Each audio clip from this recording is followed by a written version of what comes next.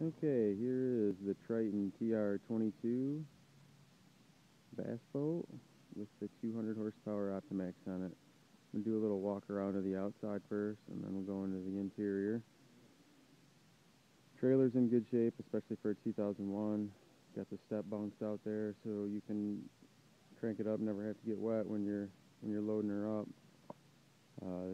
It doesn't have a swing away trailer, but this part right here you can pull out, and this part here actually folds up underneath the trailer, so it's just like the swing around. So the whole thing ends up being about 2 feet shorter.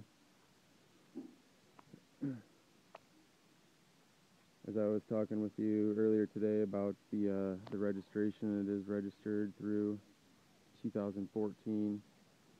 I'm not sure how well you're going to be able to see up underneath here, but one of the first things that people always do when they're looking at a bass boat is they look up underneath it for any kind of stress cracks or big scratches or anything that would draw attention to it.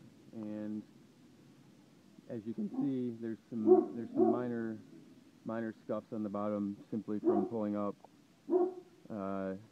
to the shoreline and stuff, but certainly nothing serious. Continuing to walk around, both consoles have the snap-off windshields, which I'll show you once I get into the inside. Triton boats area right there lights up when you're driving down the road. Looks absolutely sweet, all lit up at night.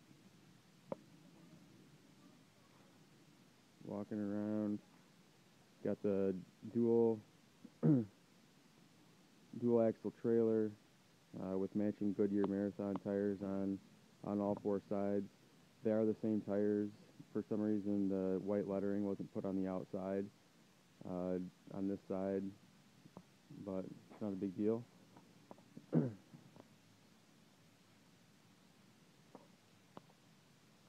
Continuing around,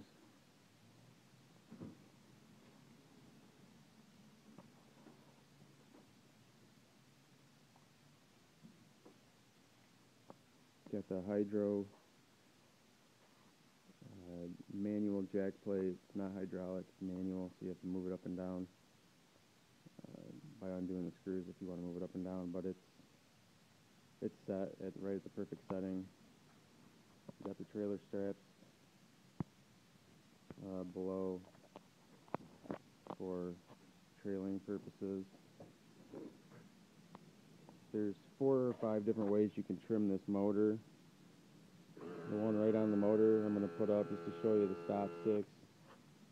These motor jacks are what I use instead of a transom jack when trailering it. Just helps keep the hydraulics from being affected during trailering. Probably saw the picture that I sent you before of the 4-blade stainless prop. Also got the 3-blade that'll come with it. But the 4-blade's mainly for hole shot purposes. The 3-blade, they say you can get a couple mile an hour or more out of the top end speed, but I don't know. When you're going 70 miles an hour, it's not a huge deal one way or the other. On over to the other side and continuing around. As you can see, both of these wheels have the white letters.